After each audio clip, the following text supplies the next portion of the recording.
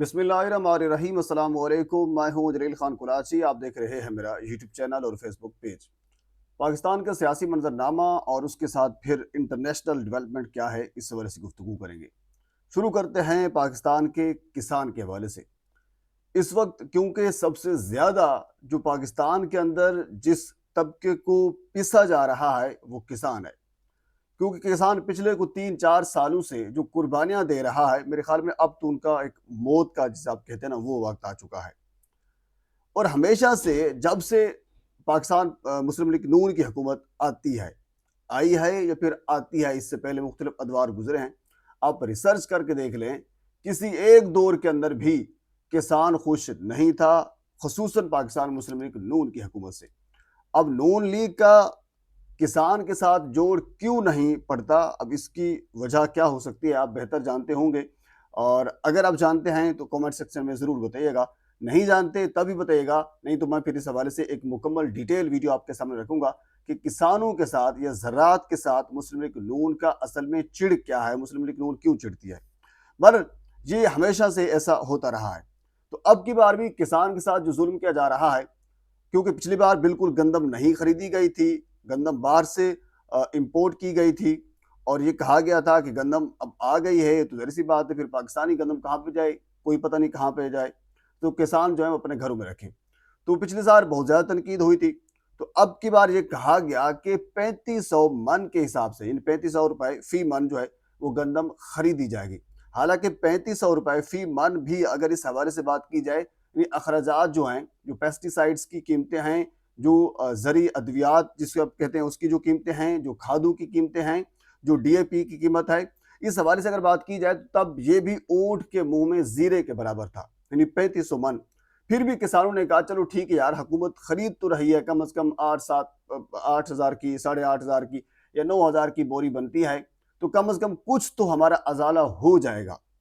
अब लेकिन हुआ अब कुछ यूं है, इवन कि कल से एक दो दिन पहले की ये बात है, खुद जो वजीर ज़राअत हैं आशिक करमानी साहब, और इसके साथ फिर अज़मा बखारी साहबा, माशाल्लाह वो तो हर एक के साथ जो है वो घुसी होती हैं, वजीर इत्तलात हैं, और जो एक प्रेस कॉन्फ्रेंस कर रहा होता है मौसूफ़ा उनके साथ ज़रूर घुस कर बैठ जाती है। तो बहरहाल वो भी उनके साथ मौजूद थी।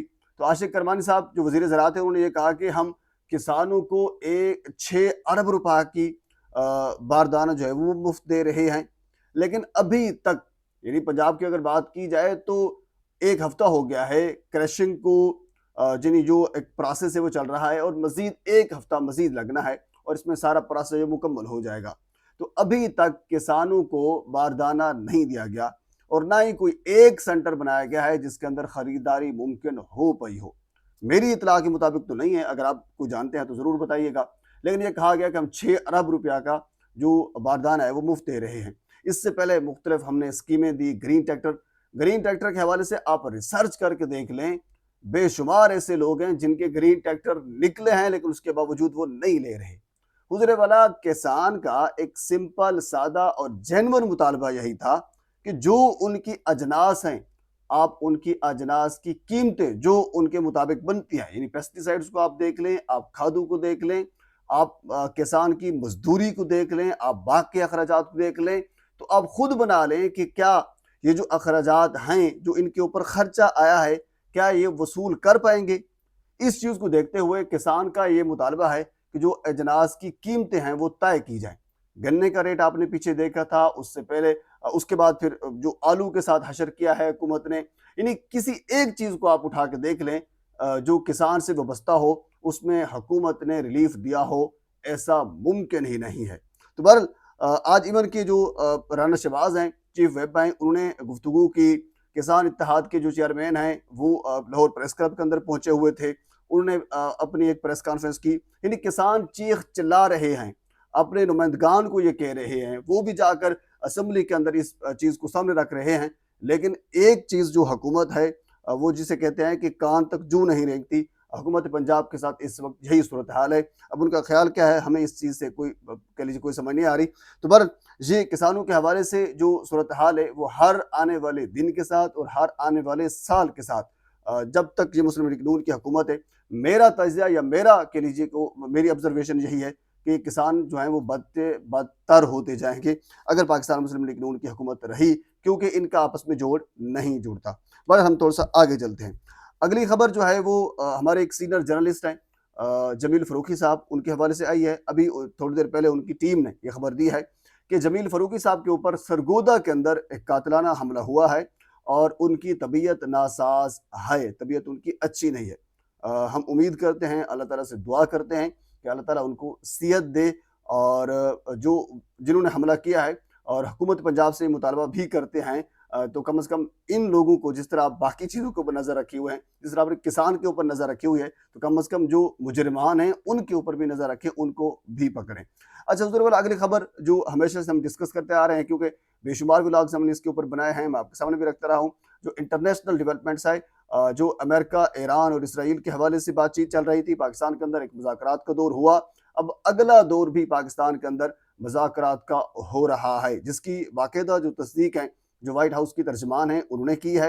اور اس کے ساتھ کیونکہ وزیر اعظم صاحب جو ہیں وہ پہلے سعودی عرب پہنچے اور اس کے بعد پھر ابھی تھوڑی دیر پہلے میں دیکھ رہا تھا وہ قطر پہنچے ہیں، قطر نے شاندار ان کا استقبال کیا ہے۔ اسی طرح اگر فیلڈ مارشل کی بات کی جائے تو وہ پہلے تہران میں پہنچے ہیں، ایران میں۔